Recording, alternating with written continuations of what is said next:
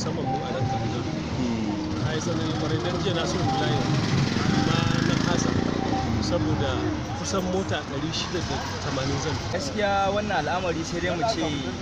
Allah ya gyara mana, kuma muna roƙon shugaban ƙasa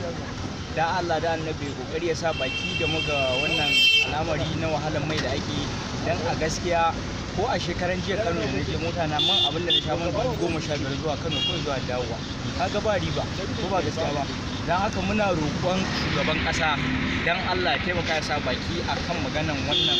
magana na mai